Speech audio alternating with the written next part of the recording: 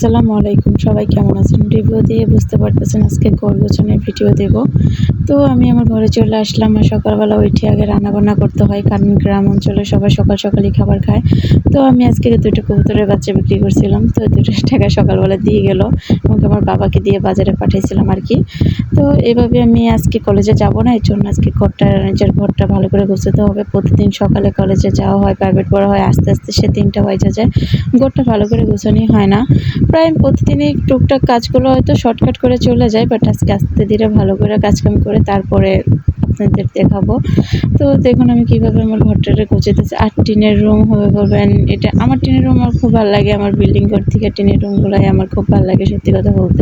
আবার অনেকে বলবেন যে আপু আপনাদের টিনের রুম তাই ভালো লাগে, আমি কি তা না। দেখুন আমাদের টিনের রুমের জিনিসটা মানে অনেক সুন্দর করে সাজানো হয়, আর বৃষ্টি আসলে আর মানে এত গরমের মধ্যে বা সন্ধ্যা বা বিকাল হইলে মানে অনেক ঠান্ডা লাগে ঘরের ভিতর। আর কত কাপড় চোপড় অবস্থা হয়ে গেছে, এদিকে আমার টাওয়ালটাও ছিঁড়ে অবস্থা খারাপ। তো এদিকে কাপড় চোপড়গুলো গুছিয়ে নিলাম ভালো করে, ঘর দোর ভালো করে ঝাড়ু দিয়ে। আর আমার ঘরের তো মাছ আর আমার দুয়ার হচ্ছে কাঁচা, মানে নিচের ইয়াটা হচ্ছে কাঁচা, পাকা না। ওটা মানে ঈদ মিদ আর এমনি 2 মাস 3 মাস পর পর লেপা হয় আর কি। আমি পারি না, মাইলে। আর আমার বয়সটা হয়তো অন্যরকম শোনা যেতেছে, কারণ আমার প্রচুর ঠান্ডা লাগছে এখন, বাইরে যদিও ঠান্ডা, জ্বর সবার ঘরে ঘরে, আর আমারও হয়ে গেছে অ্যাকচুয়ালি। সবাই আমার জন্য দোয়া করবেন। সামনে মাসে পরীক্ষা, আর 1 মাস 10 দিন আছে, কী করবো না করবো মাথায় কোনো কাজ করে না। এদিকে এত কাজ, আর পড়াশোনার দিকে তো কোনো খেয়ালই নেই। এই সারাদিন এখনও ফোন টিপা নিয়ে ব্যস্ত, কী যে বলবো। আর জামাই তো সেই বিদেশ থেকে কে করে পড়তে বসি না দেখো, কিন্তু পড়াশোনা করতে হবে, কারণ ভালো একটা রেজাল্ট না করলে আমার বলছে আর ভর্তি করাবে না, পড়াবে না।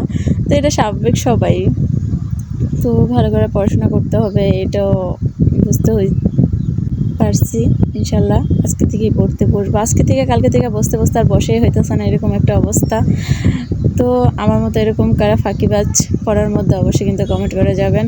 আর এদিকে কম্বলটা অবশ্য বলবেন যে আপু এখন তো শীত না, অনেক গরমের মধ্যে কম্বল আপনি ইউজ করেন, মানে বললাম তো টিনের রুমে আপনার সন্ধ্যা হলে বা শেষ রাত্রে অনেক ঠান্ডা লাগে। তো ওইদিকে আমি ব্রাশ টাশ এখনও কিচ্ছু করিনি, রান্নাবান্না করে এসে আবার ঘামে সারা মুখ টুক কী অবস্থা হয়েছে দেখুন। তো এদিকে আমি টেবিল গুছিয়ে ফেললাম, পুরো ঘরে সব কিছু এইভাবেই নিজের ঘরটা, নিজের সংসারটা গুছিয়ে রাখছে। আর ইনশাল্লাহ আমি বাড়ির ভিতরে একাই, একটা বউ, আমার হাজব্যান্ড একাই। আর আমার একটা ননস আছে, উনি অনেক দূরে থাকে। এদিকে আমার বই খাতা সব গুছিয়ে রাখলাম, কারণ পড়াশোনা করে এক এক দেশে রেখে দিই। তো এইভাবে সব কিছু কমপ্লিট করে এখন এই যে ঘরটা রাস্টে আপনার দেখালাম। আর অনেকে জিজ্ঞাসা করবেন যে আপু 2টা বেড কেন? 2টা বেড, একটার মধ্যে মা থাকে, একটার মধ্যে আমি থাকি, কারণ একা করে রাখে না আমাকে এখানে, কারণ একা করে থাকতে আমি বুঝছো। সবাই ভালো থাকবেন, আসসালামু আলাইকুম, আমার জন্য দোয়া করবেন।